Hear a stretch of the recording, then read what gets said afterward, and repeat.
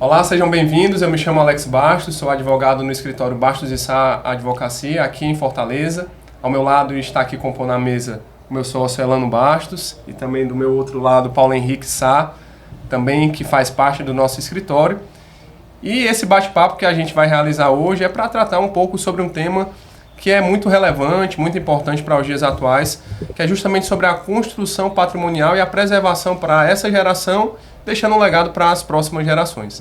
Se você tem interesse nesse assunto, a gente disponibilizou, desde já, que vai estar em algum canto aqui da tela, o nosso e-book, falando um pouco mais sobre o tema. Se você pode pegar seu celular, clicar, mirar nele e vai cair direto nesse material.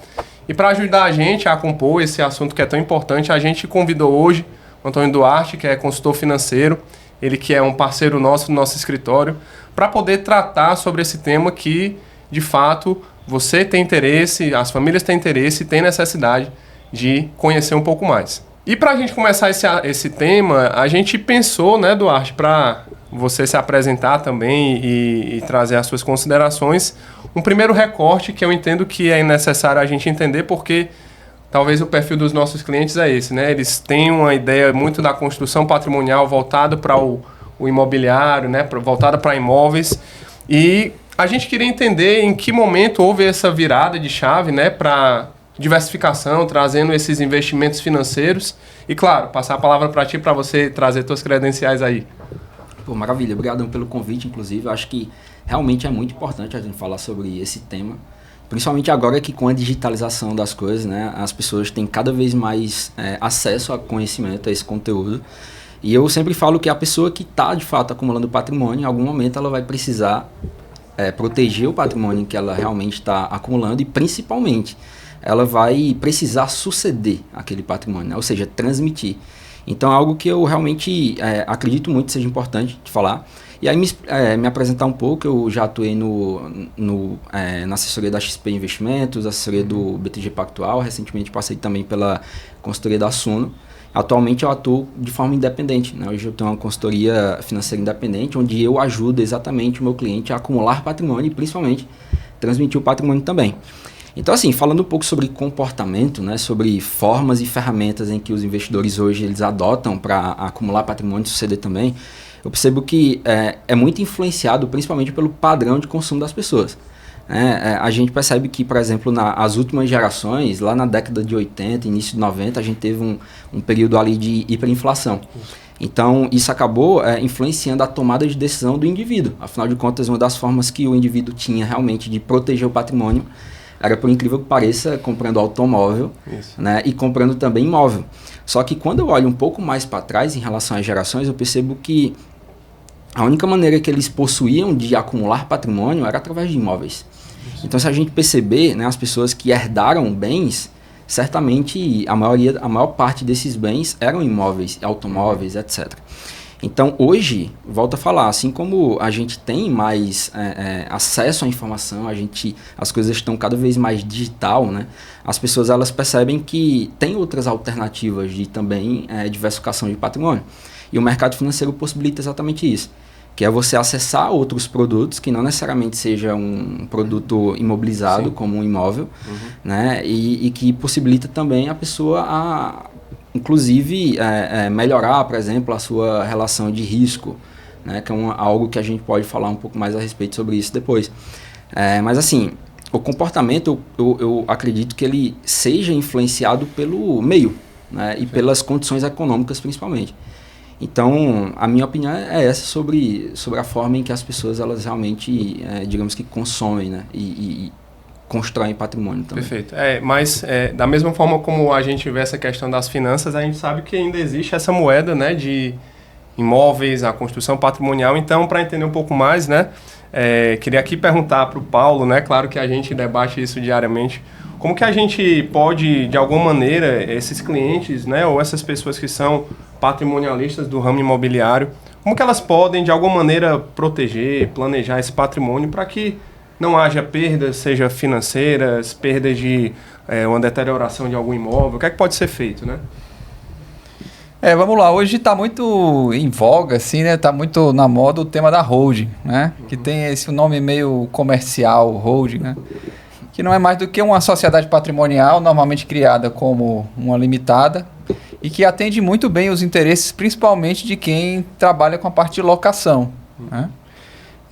Pelo benefício, não é nem benefício, né, mas pela carga tributária mais favorável, né, que traz uma redução que pode chegar aí a coisa de 10%, 12%, né? Então, essa redução de carga tributária para quem trabalha com aluguel de imóveis, ela é bem interessante, né?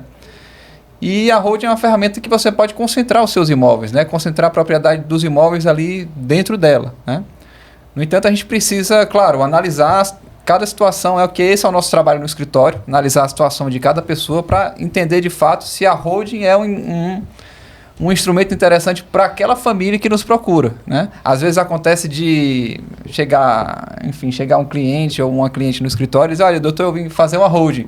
E com aí frequência, a gente, né? Tem acontecido isso já. Nossa, pelo menos na consultoria é o que mais acontece, né? Desculpa até interromper, mas assim, eu percebo que hoje em dia as pessoas tá muito na moda realmente falar e dizer que tem holding, né? Só que é o que você falou, não virou conversa de mesa de bar, né? Virou grife, né? Até para algumas famílias constituir essa holding. Exato, só que é aquela coisa, né? Nem todo mundo precisa. Exatamente. Então, hoje em dia tem muita essa generalização de todo mundo precisa ter uma holding, mas não, né? Eu acho que é o que eu sempre prego dentro da consultoria. O nosso negócio não é sobre finanças, é sobre pessoas. Então, a gente utiliza o dinheiro em função do objetivo do cliente. Então, acho que a função de vocês é exatamente essa também, né? Entender do cliente para depois é justamente esse ponto, analisar, né? Para ver a possibilidade. Então, o nosso papel é analisar para saber se, de fato, aquilo que inicialmente o cliente buscava ou nos procurou, né? Para esse serviço, se de fato aquilo é interessante para ele, né? Então, a gente faz esse primeiro passo aí de análise, de consultoria mesmo, sobre o tema, né? E aí a gente pode concluir que, bom, a holding é uma ferramenta interessante para você, ou então a holding não é uma ferramenta interessante para você, né? Exato. É interessante porque, primeiro, cumprimentar aqui meus colegas de trabalho aqui ao lado e também o Duarte, que é sempre uma conversa enriquecedora. E, de fato, como o Paulo falou, tem chegado muito uma demanda de clientes já com a ideia, eu quero fazer uma holding. Como se a holding ela fosse o fim em si mesmo, né? Mas na realidade a holding ela é uma das ferramentas que se existe, né, para se realizar um planejamento patrimonial e sucessório. Não é a única. Importante do nosso trabalho é entender quais são os reais objetivos por trás dessa ideia de constituir uma holding, né? O que é que se pretende por meio dela? É uma redução de carga tributária? Porque, como o Paulo falou, se popularizou ao ponto de que parece que sempre é algo vantajoso. Mas a gente não tem essa certeza. E a gente também não pode vender esse sonho para o cliente, né? Sim. Então, a gente precisa entender quais são os reais motivos. Por vezes, a holding ela pretende ser utilizada como uma forma de blindagem patrimonial. Depois até passo a palavra para o Paulo, para ele explorar um pouco esse tema. Mas a blindagem efetiva, nunca vai existir. A gente consegue trazer uma camada maior ali de proteção, em alguns casos. Mas, no fim das contas, é importante entender qual é o objetivo real daquela família. Será que aquela ideia dela de constituir uma holding é a mais acertada? Porque podem existir soluções, inclusive, mais simples, né? Menos burocráticas, menos custosas, que vão resolver a situação daquela família. E aí o Eduardo estava falando, no mercado financeiro também tem essas demandas se popularizando em relação à necessidade, né? A ideia do cliente constituir uma holding. Tem bastante. Eu considero assim, que seja principalmente relacionado à elevação de consciência das pessoas. Sim. Por um lado é muito bom. Claro. Né? Porque as pessoas começam a compreender que existem ferramentas de proteção, de sucessão, e isso é importantíssimo, né? Afinal de contas, uma pessoa que ela acumula dinheiro, ela tem que, assim como eu falei, ela tem que transmitir. Só que o fato de estar tão na moda, né? A gente vê, por exemplo, profissionais que às vezes não tem nem, também sem querer criticar aqui, mas que não tem tanta competência, acaba generalizando e montando uma estrutura que às vezes o cliente não precisa. Né? Que existem várias outras alternativas. Então, acho que é muito em relação a isso, né? Realmente tem chegado muita demanda em relação a holding e, por vezes, pessoas que não precisam. E é interessante você falar assim de trazer, às vezes, uma estrutura muito sofisticada e, às vezes, no plano de fundo a ideia é, poxa, eu queria economizar. E aí a família constitui uma empresa que, às vezes, não passa na cabeça dela. É uma empresa, né, que vai ter ali suas obrigações fiscais, os pagamentos de impostos têm que ser realizados. Vai ter que ter uma assessoria contábil. Uma assessoria contábil, que vai ter que te ajudar ali. Então, às vezes, é o que eu digo, o objetivo que tem que ser claro. Sim. E aí a ferramenta tem que ser alinhado ali com o cliente para saber qual que vai ser a melhor a ser adotada naquele caso. Perfeito. E assim, a gente entende que nessa estrutura de planejamento, de proteção do patrimônio, existem alguns pilares, né? Existem algumas coisas que você deve vislumbrar. E às vezes um cliente chega com uma sede muito grande de uma economia tributária e a gente tem que alertar para ele que uma economia ela pode sim ser gerada, ela pode sim acontecer, mas ela não pode ser o foco único, ela não é, na verdade, o objetivo final. É um meio que nós vamos ali alcançar, mas existem outros pontos que devem ser analisados, como uma proteção, uma segurança para a estrutura familiar, que no nosso entender, né, eu acho que é uma visão unânime do escritório e também certamente do Duarte, de que nós precisamos proteger, trazer uma segurança e também, quando for possível, trazer uma economia tributária, né? E essa estrutura da holding, ela tem os ônus, existem os bônus também, mas para que você tenha uma estrutura como essa, há necessidade de um desembolso, há necessidade de você gastar, há uma necessidade de você manter, para que depois você possa usufruir. Então, eu acho que aqui a gente pode conversar também um pouco sobre essa questão tributária, como que seria essa questão que o Paulo falou no começo, né? De clientes que têm um patrimônio vasto imobiliário, se beneficiam de aluguel e precisam entender como que seria essa tributação.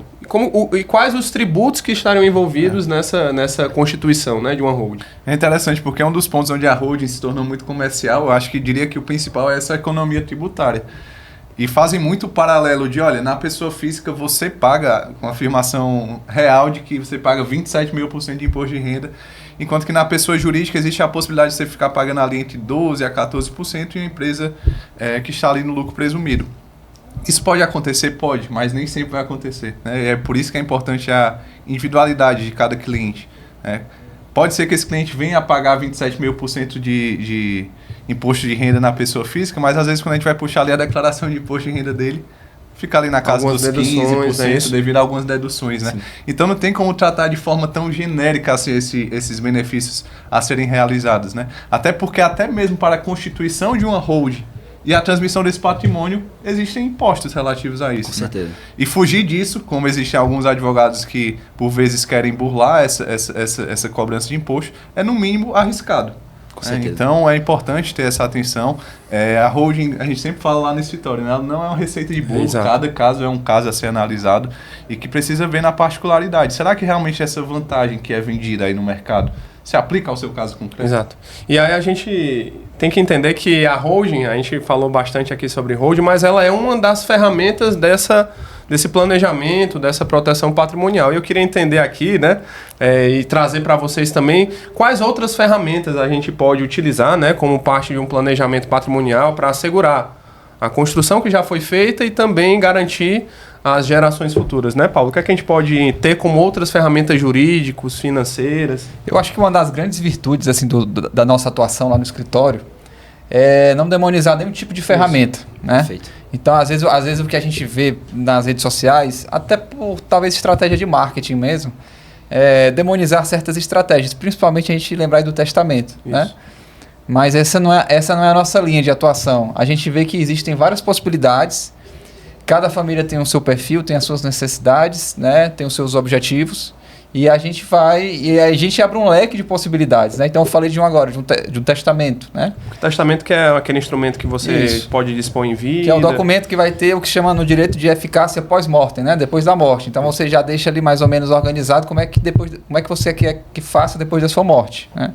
Qual é, digamos assim, um dos problemas do testamento? Paulo, e às vezes, não, só um comentário, e às vezes o único objetivo do cliente é esse, né? É isso, saber exatamente. como que vai se desenrolar quando eu não estiver mais aqui, né? Tem uma pergunta desculpa interromper, mas tem uma pergunta que eu recebi inclusive de um cliente, né? Eu comentei com ele também que existe essa possibilidade, e ele perguntou, mas se eu transferir agora via testamento, eu não vou mais ter aquele patrimônio, né? A tua pergunta, eu acho que é o ponto que o Paulo vai justamente o que eu ia falar. Legal, que o testamento, digamos assim, vou colocar entre aspas porque é a desvantagem, é que ele não transmite nada. Sim. Como a eficácia dele após a morte, ele é apenas uma declaração de vontade que vai surtir efeito após a morte. Diz, olha, eu tenho a casa A e o prédio B. A casa A vai para um filho e o prédio B vai para o outro filho. Mas isso só vai ter eficácia depois da morte, né? O que significa que os custos envolvidos nessa transmissão também serão aqueles do momento do falecimento, né? A gente pode até abordar isso com mais profundidade depois, possíveis alíquotas de impostos.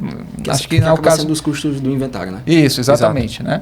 Mas, enfim, pensando em outros... Antes de você passar só para outra ferramenta, né, que o Paulo vai continuar comentando, é importante que as pessoas saibam sobre o testamento de que você vai fazer essa disposição e que você pode beneficiar de forma distinta os herdeiros ali que vão ser alcançados. Inclusive, não só necessariamente esses futuros herdeiros, melhor dizendo, né, que não existe herdeiro em vida. Inclusive, você pode beneficiar terceiro, você pode beneficiar uma instituição filantrópica, uma associação.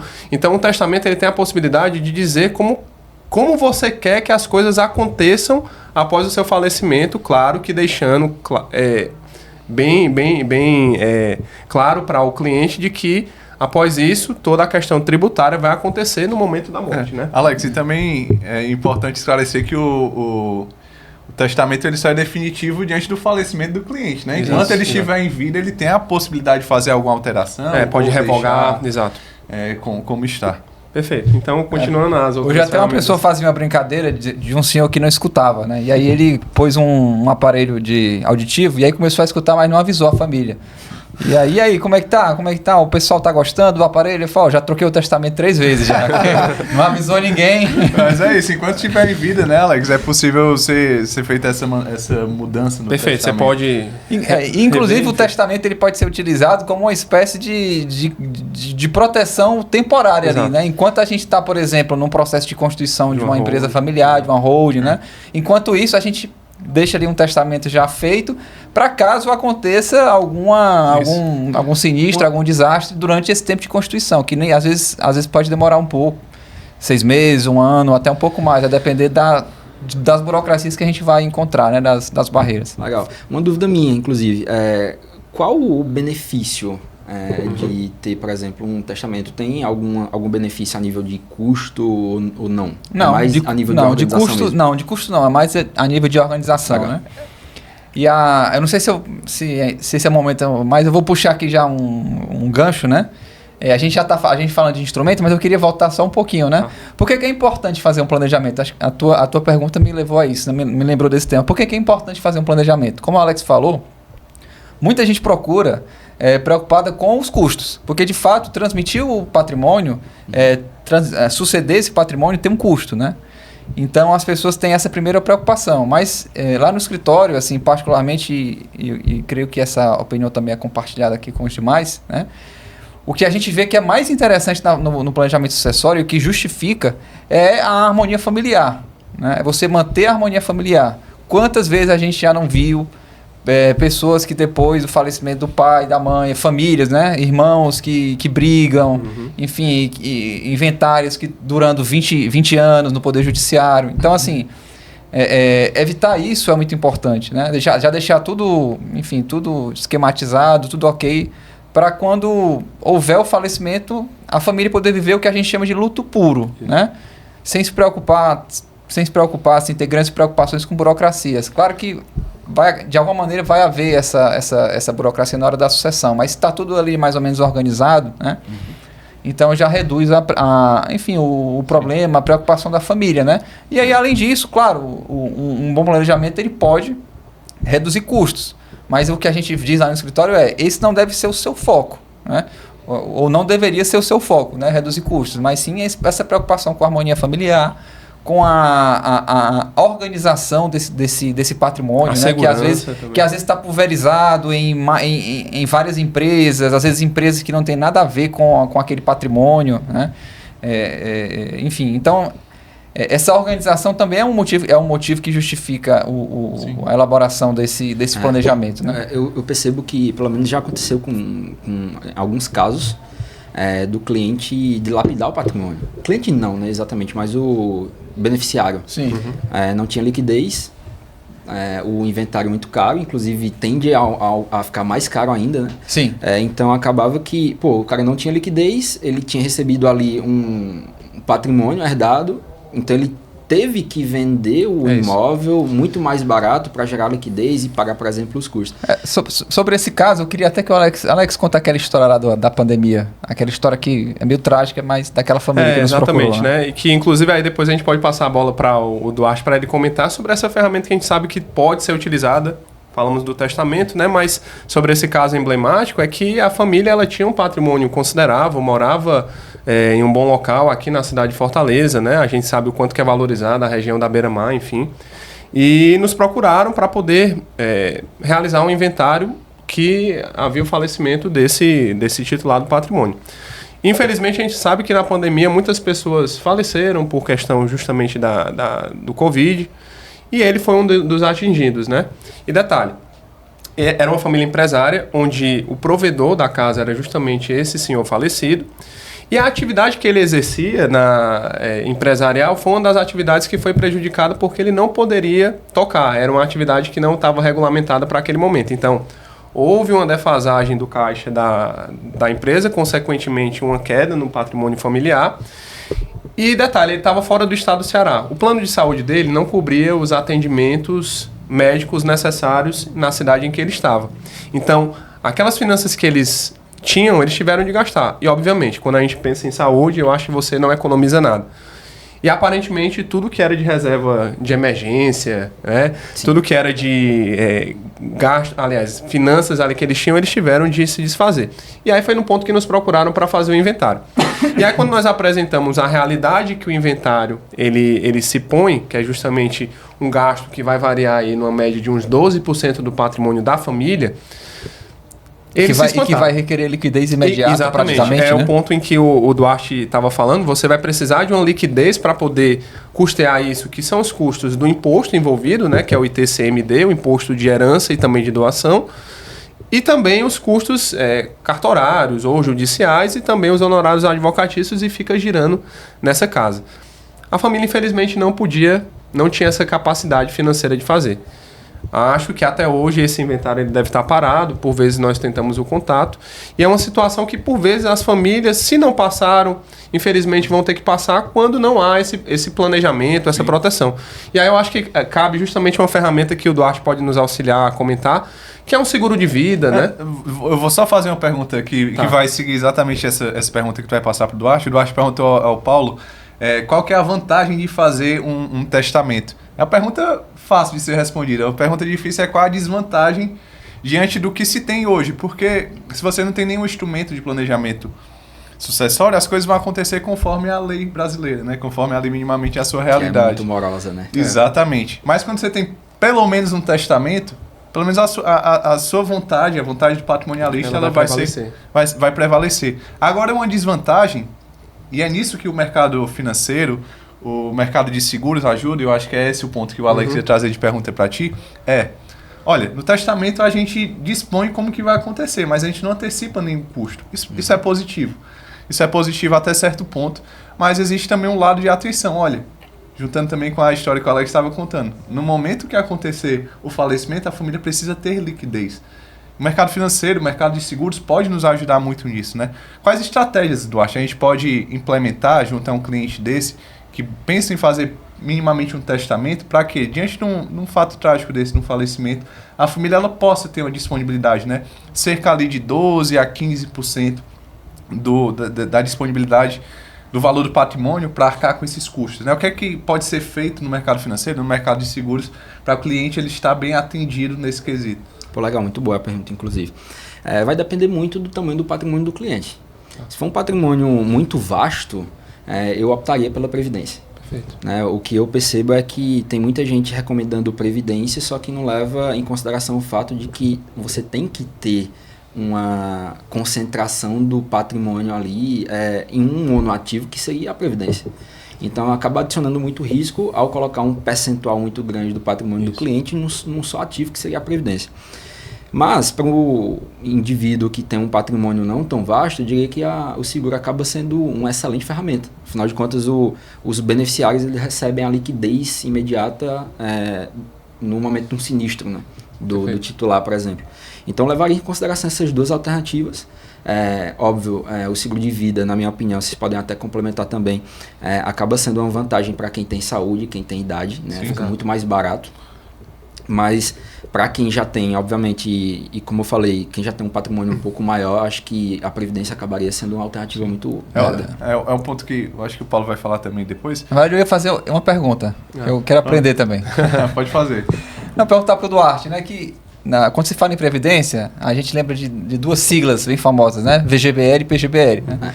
Então, se você pudesse distinguir rapidamente, claro que o tempo aqui não dá para a gente fazer algo mais profundo, talvez levasse um podcast só para isso, né? Sim. Mas distinguir rapidamente e também explicar como é que se dá a liquidez, né? Nessas duas modalidades aí de Previdência. Boa, porque assim, sem entrar em muito termo técnico, Sim, o VGBL ele entra como um bem direito. Tá? O PGBL ele entra como uma despesa dedutível. Então o PGBL ele acaba sendo, como por ser uma despesa dedutível, acaba sendo uma vantagem para a pessoa que tem uma renda tributável, tem um imposto de renda declarado pelo modelo completo, por exemplo. Uhum. O VGBL não, ele já serve exatamente como uma ferramenta ali de bem direito que pode ser feita a transmissão, por exemplo. Então essas são as distinções. A diferença é que o VGBL você vai pagar imposto sobre o ganho, diferentemente do PGBL que você paga o imposto sobre o resgate. Uhum. Então, se você tem lá 1 milhão e se resgata 1 milhão, você vai pagar, a depender do prazo, você vai pagar o imposto sobre o valor total, diferentemente do VGBL. Né? Então, tem essa grande diferença. Eu levo muito em consideração exatamente esses pontos para fazer, por exemplo, um planejamento fiscal para as pessoas que têm a possibilidade de dedução fiscal, ou para a pessoa que, por exemplo, quer simplesmente acumular e pensar em uma eventual transmissão, por exemplo. Então, essas são as diferenças sem entrar em muito termo técnico, por exemplo. Mas aí, via de regra, os dois não vão entrar em inventário, né? Vai ter uma liquidez imediata, né? Exatamente, exatamente. Pronto. E assim, quando você fala do mercado também de seguros, enquanto uma possibilidade para garantir ali a disponibilidade financeira para a família diante do falecimento, é interessante, porque os clientes que nos procuram, em geral, eles seguem um padrão, né? São pessoas ali de 50 até 65 anos de idade. Assim, existem algumas limitações nesse mercado de seguros, né, que vai levar em consideração a idade daquela pessoa. Essa faixa etária de 50 a 65 anos é uma boa ferramenta a ser utilizado, o seguro. Né? Também existem outras limitações em relação a doenças, né? Se a pessoa tiver algum histórico de doença, isso é levado em consideração também. Sim, com certeza. A idade acaba pesando muito, então o custo fica muito caro, às vezes se torna inviável. Né? E também tem a questão do histórico de doença. Às vezes a pessoa teve um problema de saúde, uma doença grave, e a seguradora acaba não aceitando, não autorizando. Uhum. Já aconteceu inclusive com um cliente. Uhum. Tá? Já tinha tido um problema grave e aí foi feito um planejamento através de seguro e não foi autorizado pela seguradora. Perfeito. Então tem esse detalhe. São esses dois fatores que a gente leva em consideração também. Só para puxar um tema aqui, vocês tocaram na questão da idade, né? E assim, esse é um tema sensível, né? Porque às vezes as pessoas perguntam, mas a partir de que idade eu devo me interessar por um planejamento financeiro, ou sucessório, ou patrimonial, o que é que seja, né? E na verdade, a verdade é que não existe uma idade específica, né? O que eu penso a partir do momento em que existe alguém que depende de você, perfeito, e que em eventual partida sua, que a gente não sabe quando vai acontecer, né? A gente só sabe que vai acontecer. Uhum. Mas em que eventual partida sua passe por alguma dificuldade, né? Então, se você está enquadrado nessa situação, você deveria se preocupar. Muitas vezes, por exemplo, um perfil de quem tem muita liquidez, assim, parte de investimentos, talvez assim, o advogado nem consiga contribuir muito, vai ser muito mais trabalho do consultor financeiro, sim, né? Sim. Mas a partir do momento em que alguém depende de você, por exemplo, filhos, né, esposa ou marido, né, e que na sua partida pode ficar comprometido, você deveria se preocupar em ter algum tipo de ferramenta, né, seja um seguro de vida, uma previdência, para que na sua partida você não deixe muito, assim, muita coisa além de saudade. Exato. Né? Um ponto que é interessante a gente pensar que tanto para você manter aquilo que foi construído, quanto também pensando como que vai ser a continuidade, né, daquelas pessoas que estavam ali no teu guarda-chuva. Claro que a ideia da maioria dos clientes não é deixar que fiquem filhos mimados, mas que haja esse cuidado de como que vai ser essa continuação de anos que foram tomados para construir um patrimônio, né? Anos que foram ali derramados, só que foi colocado e de repente passar por algum processo de dor como um inventário é algo que as pessoas que têm uma consciência mais acurada, né, digamos assim, elas vêm se preocupando. Então, é algo que, se você tem interesse, você pensa nisso, comece a movimentar, né, alguns pauzinhos, fale com algum profissional de confiança. Caso queira entender, como eu disse no começo, né, um pouco mais sobre o assunto, o nosso e-book está aqui disponível em algum canto da tela aí para vocês se debruçarem. É uma leitura rápida, né? Eu acho que não vai tomar nem 10 minutos do teu dia. A gente tentou evitar o juridiquês, né? Também, né? Inclusive bem didático, eu li e eu gostei muito, né? Então, se você tem interesse, né, de conhecer um pouco mais desse assunto, aqui a gente trata de forma... Exatamente, a gente traz aqui de forma do cotidiano, né, como acontece, mas ali tem pontos que são fundamentais. Bom, eu acho que também dessa questão do planejamento patrimonial, existe também uma outra ferramenta que ainda é utilizada e que os clientes, eles gostam, até porque vai entrar no ponto onde a gente fala da sucessão, que é justamente o instrumento da doação em vida, né? Ou seja, ali o Paulo falou sobre a questão do testamento, onde você simplesmente diz como que você quer que aconteça após o falecimento, mas se porventura o cliente ele quiser realizar essa transmissão já em vida, a forma correta e a forma como ela deve ser na lei é por meio de um instrumento de doação. E a gente diz isso sempre na forma da lei porque, infelizmente, acontece algum tipo de simulação que a gente diz, foi uma doação, mas fizeram um contrato ali de compra e venda de um imóvel, não caia nisso, não faça isso. Mas, enfim, eu acho que falando um pouco mais sobre doação, a doação ela pode acontecer de duas maneiras, né? Tanto na pessoa física, diretamente para aqueles legatários, aqueles herdeiros, ou também na pessoa jurídica, que seria justamente no ponto de, eventualmente, as famílias vierem a constituir uma sociedade patrimonial que comumente a gente chama de hold. E é preciso a gente detalhar aqui alguns pontos que são cruciais. A doação, ela normalmente tem benefícios, a depender do estado onde você estiver assistindo esse podcast, escutando essa nossa conversa, mas há benefícios que normalmente alcançam a quem faz em vida, que é justamente o benefício tributário. Os estados, eles dão, digamos assim, uma contrapartida de você antecipar a receita para ele. Então, se você realiza em vida, o benefício vai ser você ter uma economia em relação ao imposto que seria gasto quando comparado com o inventário. E aqui falando um pouco mais sobre o estado do Ceará, que é o estado que é o órgão responsável, o ente, na verdade, responsável pela arrecadação, a alíquota do imposto de herança e doação ele vai chegar até 8%. E esses 8% normalmente acontece no falecimento. Mas se você realiza em vida, em doação, esse imposto ele vai poder cair ali para uma média de uns 4%, a depender do tamanho patrimonial e também de quantos herdeiros, né, vão estar ali envolvidos nessa relação. Porque a gente vai trabalhar com alíquota efetiva. Exato, né? Nos dois casos a gente vai trabalhar com alíquota efetiva, mas aí o que é que acontece?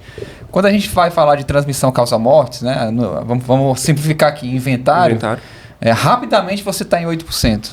Eu não sei agora de cabeça o número, mas atualmente, porque isso todo ano esse patamar é atualizado, né? Se eu não me engano, coisa de 300 mil, mais ou menos para cima, você já está em 8%. E na doação, você só vai chegar em 8%, em mais... Também não vou saber dizer agora o número exato, né?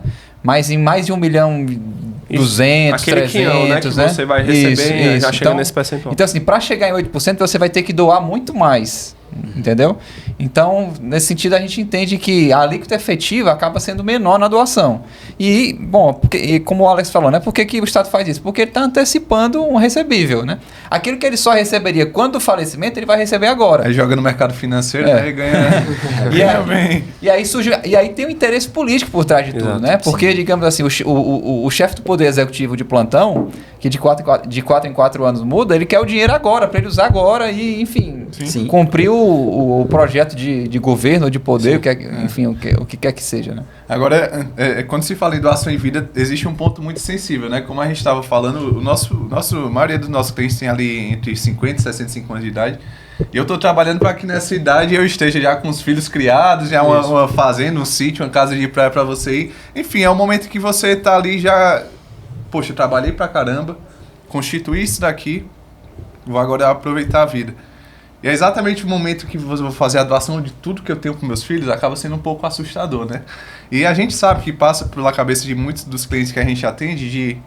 o que é meu até eu morrer, né? Não quero estar passando nada para os meus filhos, e também se eventualmente é um filho que está conduzindo um planejamento sucessório dos pais, fala, olha, o que é do meu pai até o dia que ele fechar os olhos. Isso é muito comum, né? E também é compreensível quando se analisa a natureza humana, né? É comum que isso aconteça. Mas é importante, e aí eu passo a palavra para Alex e Paulo Henrique, esclarecer quais são as seguranças por trás dessa doação em vida, né? O que é que eu tenho de garantia? Eu estou doando por completo esse meu patrimônio?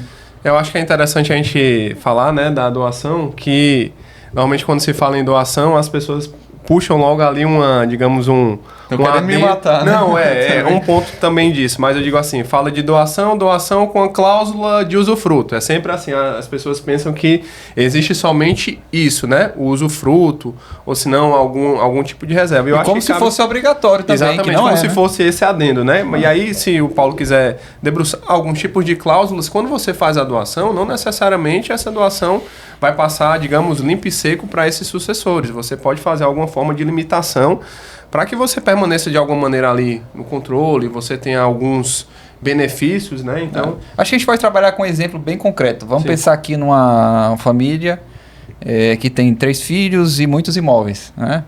Pai, mãe vivos, 3 filhos, muitos imóveis, né? E aí, desses muitos imóveis, cada filho mora num apartamento que é da família, né? Então, parte desses imóveis são usados para alocação, por exemplo, e aí vai ficar, talvez seja interessante constituir uma holding, mas tem esses 3 imóveis que já são dos filhos e os pais querem que cada filho já assuma, né? Então ele pode doar para cada um desses filhos, né? E o que é que a doação faz? A doação transmite, em definitivo, aquele imóvel, vamos pensar aqui no imóvel, aquele patrimônio, para o donatário, que é a pessoa que recebe essa doação, né? Então, isso é preciso ficar claro. Doou, você já não é mais o proprietário. Sim. Agora, pode ser que os doadores, né, queiram reservar o usufruto desse imóvel, né? E aí ele pode doar e reservar para si o usufruto desse imóvel. Ou seja, eu vou usar e gozar desse bem como se proprietário eu fosse, né? Então... E um exemplo disso daí seria, por exemplo, doou, mas os frutos, por exemplo, de aluguel, Isso, exatamente. vai ser de quem doou. De quem doou, né? Exatamente.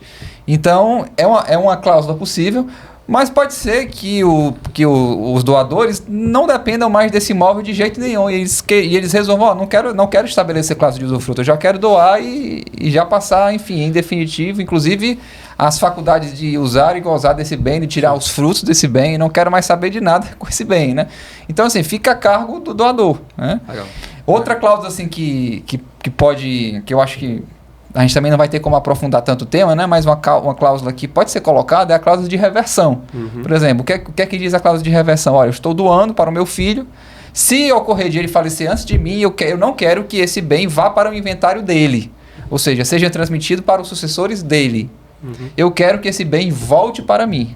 É possível. É possível fazer isso através da cláusula de reversão, que tem previsão legal expressa no nosso Código Civil atual, né? Assim.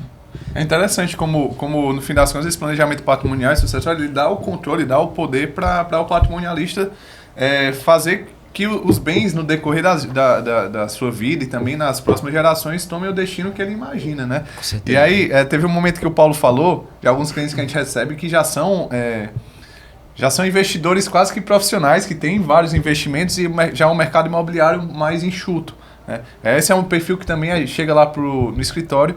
E como o Paulo falou, a gente até consegue ajudar, mas a gente não consegue ajudar tanto quanto a gente ajudaria uma pessoa que tem um vasto patrimônio imobiliário. E aí eu te pergunto, o Duarte, do teu cliente, em qual momento tu costuma recomendar que ele seja atendido por um advogado, né? Em qual momento tu recomenda que ele pense no planejamento sucessório, patrimonial, que seja assistido por um advogado? Eu considero que desde que o cara começa a constituir patrimônio, ele já precisa de alguma forma, né? Independente de qual seja a ferramenta. Eu acho que a pessoa eu pelo menos considero 2 etapas no ciclo financeiro. A etapa da acumulação e a etapa do usufruto. Uhum. Então na etapa da acumulação, geralmente eu gosto muito de proteger o cliente com seguro. Afinal de contas, algo que eu olho muito para o capital humano da pessoa. Então uma das formas da gente proteger o capital humano, que é a nossa capacidade de gerar renda ao longo do tempo, é através de um seguro ou através de acumulação patrimonial. seja, no caso, o patrimônio financeiro. Só que eu geralmente aconselho o investidor para um escritório de advocacia, assim como vocês fazem, né, de assessoria ali focada em sucessão, principalmente quando ele já tem um patrimônio significativo e ele já tem, como o Paulo falou, já tem alguém que depende dele. Né? Eu acho que numa situação de casamento, nascimento de um filho, aquisição de imóvel, de bens, etc. Então, é o que sempre falo, tem dois eventos que sangram muito o patrimônio de um indivíduo, que é o falecimento, então tem um custo muito alto, e o divórcio. O divórcio acaba sangrando bastante. Então, tem alternativas, e eu acho que para esse indivíduo, né, que ele já tem um patrimônio ali significativo, eu acho que faz muito sentido. Antes de Alano continuar, desculpa, Alano, você falou de casamento, né, e eu lembrei de um detalhe importante, né, para você ver como o planejamento patrimonial e o sucessório não é uma receita de bolo, né? Sim. Até mesmo o regime de bens que você vai eleger no seu matrimônio, no seu casamento, né? Ele tem uma influência no seu planejamento sucessório. Então, de alguma maneira, o regime de bens que você vai escolher é uma forma de planejar a sucessão também. Duarte, eu acho que até você me falou uma outra vez, em outra conversa que a gente teve, que você recebeu um cliente. Acho que a holding estava tão em alta, tanto desejo de constituir uma holding, que acho que você comentou que teve um cliente que chegou para ti, que ele era um investidor, bem dizer, profissional, e o investimento dele estava alocado dentro de uma pessoa jurídica, não era isso? Exatamente. Infelizmente, aconteceu de um cliente investidor qualificado, quem já tem acima de R$1 milhão investido. Né? E eles tinham ali aproximadamente R$4 milhões numa holding, inclusive fundo imobiliário, enfim, investimentos que geralmente é isento para a pessoa física, mas que estava dentro da PJ, ou seja, ele estava havendo uma bitributação, afinal de contas. Né, ele estava pagando... Pagava na pessoa jurídica e também pagava... Porque assim, o investidor, pessoa física, ele tem isenção sobre dividendo.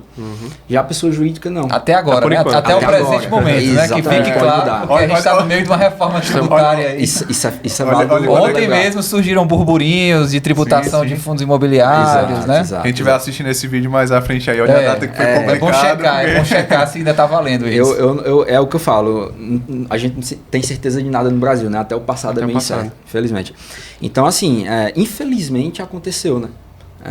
E eu percebo que é exatamente pelo fato de que as coisas estão muito, digamos que, acessível, né? E aí, por estar muito em alta, as pessoas acabam fazendo sem conhecimento e sem saber se de fato é efetivo para aquela pessoa. Exato, eu acho que aí é o ponto onde entram essas consultorias, né? Digamos, para poder esclarecer até que ponto é vantajoso você ter o seu patrimônio na pessoa física ou na pessoa jurídica. Linhas gerais, a gente percebe isso que você falou, né, de que investimentos financeiros, se a ideia da família é constituir uma holding, por exemplo, não é tão vantajoso você trazer para a sociedade patrimonial, para aquela pessoa jurídica. Mas outros bens, por exemplo, na constituição de uma holding, é possível, né? Os bens imóveis, os bens móveis, né, como o automóvel, você pode trazer para dentro da sociedade patrimonial. Mas um ponto que eu queria aqui colocar é que a gente chega também num consenso de entender que um planejamento patrimonial, essa construção, essa preservação para outras gerações, ela funciona de uma forma em comum. Não é necessariamente você ter somente uma ferramenta financeira, perfeito. Não é somente você ter somente um testamento. Cabe a gente dizer aqui para as pessoas que buscam esse tema de que o planejamento patrimonial e sucessório ele anda de mãos dadas em diversos momentos, seja das ferramentas, seja a forma como você vai organizar isso, né, para a família e com a família. Então, acho que esse é o entendimento que a gente chega para os clientes no escritório. Olha, se porventura você está pensando em fazer uma holding, que tal também não analisar a possibilidade de buscar um financista, um consultor financeiro, para que ele lhe apresente os benefícios, por exemplo, de um seguro, de um VGBL. Né? Uma situação bem concreta, até que chegou para a gente recentemente, acho que mais de um caso, né? A pessoa tinha interesse e ela tinha perfil de constituir uma sociedade patrimonial imobiliária, no caso, né? Mas a pessoa não queria desembolsar os custos da transmissão disso para os herdeiros, já, né? Ou seja, dizendo de outra forma, não queria pagar o ITCMD agora, porque se assustou, achou muito caro, né? como a gente tem uma carga tributária, embora o ITCMD em si, se comparado com o que com alíquotas de outros países, seja até baixo, Exato. mas quando a gente vai pensar na carga tributária total do Brasil, é um negócio de louco, né? Exatamente. Então as pessoas têm um grande problema com tirar do seu bolso para pagar imposto, né? Puxa, eu suei para conseguir isso aqui, vou vender aqui um apartamento para poder pagar imposto só com esse apartamento, ou seja, vou tocar fogo nisso aqui, né? Porque a ideia é essa, né? Eu estou pagando imposto, vou tocar fogo. Isso. Mas enfim, então a gente assustou, né? nesse caso a pessoa se assustou com o que ela pagaria de imposto, né? E aí a gente levantou a possibilidade de ela fazer, por exemplo, um seguro, né? Um seguro para cobrir justamente a despesa as despesas do inventário, né? Sim. E aí, assim, no caso do seguro, ela vai meio que... Vamos simplificar aqui. Vai meio que parcelar esse pagamento, porque ele vai ficar pagando ali o prêmio mensal, né? Para lá na frente ter o capital segurado, né? Receber esse valor para poder a família receber esse valor para gastar no inventário. E ele não está gastando, né? Ele está acumulando. Ele está acumulando, exatamente. Então, assim, até na cabeça de quem está desembolsando, eu estou acumulando, isso aqui é um investimento. A depender da modalidade de seguro, eu posso resgatar, né? É algo que eu gosto de deixar bem distinto, né? Porque, assim, o que eu mais percebo, infelizmente, né? Tem muita gente que chega até mim com previdência achando que é um seguro e com seguro achando que é uma previdência. Isso. Eu gosto de deixar bem claro de que o seguro ele é um custo. Né? E a finalidade do seguro é exatamente você contribuir para não resgatar. Né? Óbvio, existe a possibilidade de resgate no futuro, se eventualmente não tiver necessidade de manter aquele seguro, o cara resgata ajustado à inflação, um percentual ali acima da inflação. Mas é uma boa. Né? Eu acho que deixar bem claro de que não necessariamente a gente utiliza só uma ferramenta, mas que são várias que às vezes possam ser complementar e que faz sentido para aquele indivíduo. Então, assim, a notícia ruim é que não tem para onde fugir. O imposto a gente tem que pagar, né?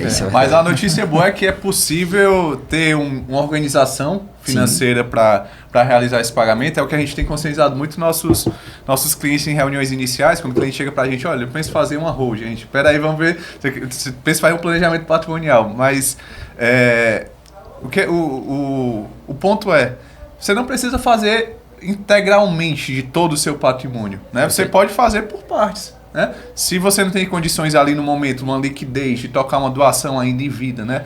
Faz esse planejamento sucessório ainda em vida, você pode pegar ali um apartamento, como o Paulo falou, que seu filho já mora e você realiza aquela doação. Então você pode fazer um passo a passo. Fugir do imposto é que a gente não tem aí a receita, né? E qualquer caminho nesse sentido seria certamente arriscado. E eu acho que cabe o alerta, né, para as pessoas que estão assistindo essa conversa, esse bate-papo, de que tome muito cuidado, né, para os profissionais que por vezes aconselham essa fórmula mágica, que na verdade é uma mágica realmente que vai entrar ali na cartola e vai sumir aquele objeto.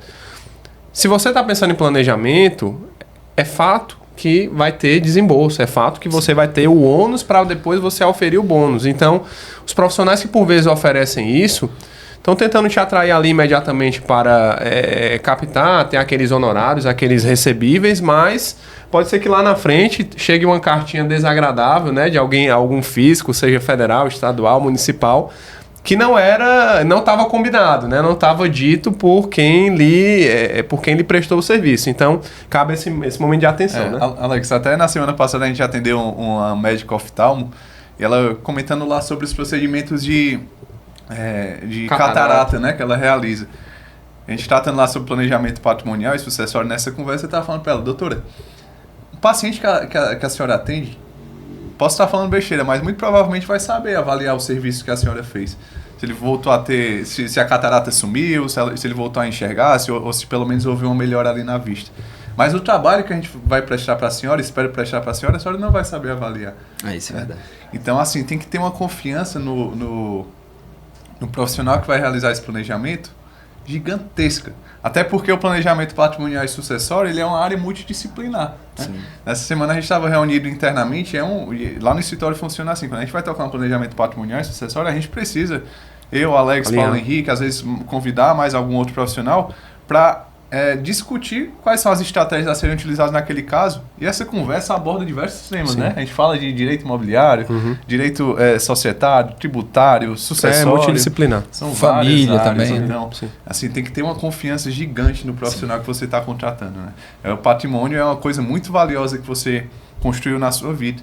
e que é importante dar essa atenção, né? Você suou muito para construir isso, não vai dinheiro, entregar... Né? Não é só dinheiro, é um legado, é o que vocês falam. Exato. Acabou sendo história. Exatamente, assim, esse legado, lá no final do e-book, inclusive o e-book, quem tiver interesse pode baixar aí, clicar no link na descrição, deve ficar na descrição, mas lá no final do e-book... também, né? E no QR Code aqui na tela. Mas a gente trata lá no final, olha, e esse legado, ele não é simplesmente a transmissão do patrimônio em si.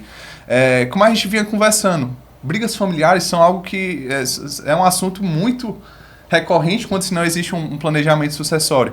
Então, a transmissão desse legado passa também por essa paz familiar, pela cultura do encontro ali da família no dia de domingo, porque quando não existe isso, pode ser que esse legado ele venha a ser uma briga, uma família intrigada, né? E não raramente a gente nota essa realidade. Exato. Bom, acaba sendo um problema, né? E não uma solução. Acho que a gente que trabalha com isso traz além de uma ferramenta só, né? A gente traz mais segurança, previsibilidade. Sim. A gente traz exatamente esse fator de harmonia também, acaba sendo, né? Eu sei que a gente já está quase no horário, né, Alex? Mas tem só um tema, já que a gente estava falando de imposto, né? Que eu acho que seria interessante a gente abordar sobre o ITCMD, né? Hoje o ITCMD tem a alíquota máxima definida pelo Senado Federal, em 8%, certo? Então nenhum estado, é um imposto estadual, nenhum estado pode cobrar mais do que 8%. Né? No entanto, essa alíquota máxima que o Senado define, ela pode ser mudada por uma simples alteração de resolução, né? Então pode vir uma resolução dizer que a alíquota máxima é 16. Então, qual é a alíquota que vai valer? A alíquota do momento do meu falecimento. Então essa questão de antecipar gastos, né, antecipar custos ou investimentos, como cada um queira encarar, né, ela é algo a ser pensado também por quem está executando o seu planejamento, né? Porque hoje é 8%, mas daqui a, não sei se você espera viver mais 15, mais 20, mais 30 anos, né? Daqui a 30 anos pode ser 16, né? Sim. Inclusive estão pensando já e estão conversando, né, sobre esse aumento do ITCMD. Etc. Isso, de vez em quando surgem conversas, né? O que a gente sabe é que existe um projeto de resolução engavetado, bem paradinho lá no Senado Federal, em alguma comissão, que eu não lembro agora, para aumentar para 16. Esse projeto é inclusive do senador Cid Gomes, né? Do atual senador pelo estado do Ceará. Se esse projeto um dia vai ser desengavetado ou não, nós não sabemos, né? Aí quando entra a política, a coisa fica meio imprevisível, né? E tem a questão de não ser uma medida tão popular, né, Paulo? Que Isso. não criaria uma revolta absurda. Como o ITCMD é o imposto que normalmente se paga ali 1 ou 2 vezes na vida, quem paga, né? Porque a maioria da população sequer chega a pagar, então não é impopular. Pelo contrário, existe muito esse discurso, né? Vamos taxar os ricos. E em geral a gente sabe que quem paga esse imposto são pessoas de classe média para cima, né? Em geral, assim. Então isso é algo a ser levado em conta, né? Esse risco de aumento de impostos. É claro que, havendo medidas concretas, existe um tempo ali, né, para que possa se correr e executar, né? Mas esse é um dado, essa questão do valor do imposto, né, é um dado a ser levado em conta também. Exato. No momento de fazer o planejamento. Legal, muito bom, muito bom. Dá até para projetar esse custo, né? Exatamente, Claro que a gente trabalha com uma previsibilidade. A ideia nossa é justamente apresentar as possibilidades do cenário atual para os clientes e deixar ele sempre a par da situação política, jurídica, do que pode vir a acontecer. Mas eu acho que a gente chegando aí aos momentos finais da nossa conversa, né? Quase uma hora, muito bom. Onde é que a gente pode encontrar, né, você nas redes sociais? Eu uso bastante Instagram, eu sempre quando posso, acaba sendo extensão do meu trabalho, então quem quiser me seguir é @Duarte Júnior. Falo bastante sobre planejamento. Júnior extenso, né? Júnior. Exato. Então eu falo bastante sobre investimento, planejamento financeiro, finanças, enfim. Ótimo. Puxando também a nossa sardinha, né, Elano, onde que a gente encontra aí você? @Elano Bastos e o Instagram do escritório é @bastosissa.adv. Exato. E o meu Elano com H na frente, né? E o meu também é Alex com H na frente, né? Alex bastos.adv e o Paulo Henrique. O meu é paulohenrique.sc, mas eu sou um cara bem low profile, né? É o perfil mais pessoal, né? Então, meu perfil pessoal, lá não tem... Nem foto das crianças. É melhor você entrar aí no perfil do Alex Velano que você vai aprender. Exatamente. Então, mais uma vez, agradecendo vocês que estão por aqui, né, que conseguiram e puderam nos acompanhar até o fim. Fica mais uma vez o convite para você acessar o nosso e-book que está aí em alguma parte da tela, vai ficar na descrição também desse vídeo. E até a próxima, a gente vai trazer mais assuntos nesses nossos perfis e quem sabe um outro bate-papo como esse. Até mais!